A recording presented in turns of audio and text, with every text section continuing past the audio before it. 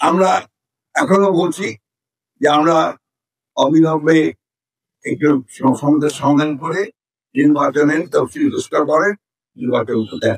আমরা অনেকগুলো বিষয়ে একমত হয়ে গেছি, যে বিষয়গুলোতে একমত হতে পারিনি আমরা বলছি ঠিক আছে আমরা মেনে নিলাম, কিন্তু এগুলোতে নোটও দিতে আমি যে মানলাম না এটা রাখা দরকার। ওরা রাজি হলো। আমরা মনে আছে আপনাদের পার্লামেন্টের সামনে বৃষ্টি হচ্ছিল খুব, আমরা ছাতা ধরে ওইখানে করছি, মনে আছে আপনাদের? দেখতেন না? দেখা গেল যখন ওই দলিলটা প্রধান উপদেষ্টার কাছে দিল, তাহলে আমাদের কথাগুলো একটাও নাই, কমে গেছে। ওরা নতুন নতুন খাতা লিখলেন। এটাকে জাতির সঙ্গে প্রতারণা না, এক ধরনের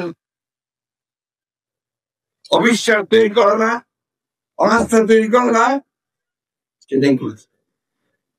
এখন আবার এটা নিয়ে মজা হচ্ছে, এই এক বছর ধরে কাজ করলো, আলাদা তর্ক উঠলো, হঠাৎ করে কাজে যে আমি 7 দিনের সময় দিলাম, এই সময়ের মধ্যে আপনারা রাজনৈতিক দলগুলো সিদ্ধান্ত নেন কি করবেন।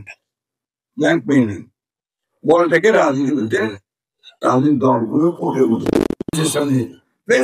কথা দিয়েছিলেন, যেগুলো একপথ হবে সেগুলো আমরা একপথ হবে, যেগুলো হবে সেগুলো আগামী পার্লামেন্টে যাবে। আগামী পার্লামেন্টে সেই সিদ্ধান্ত হবে। বন্ধুগণ, এই কথাগুলো এই জন্য বলছি আমাদের সাংবাদিক ভাইদের কাছে এই কথাগুলি প্রধান হল, দিস আর ন্যাশনাল ইস্যু। এই জন্য কথাগুলো বলছি। আমি জানি আপনারা এই কথাগুলো পছন্দ করছেন না, বুঝে পারেন, মহা বুঝে না আপনি যে এতদিন ধরে আপনি করতে বুড়ো হয়ে গেল, তাহলে আমাদের বুঝতে পারি।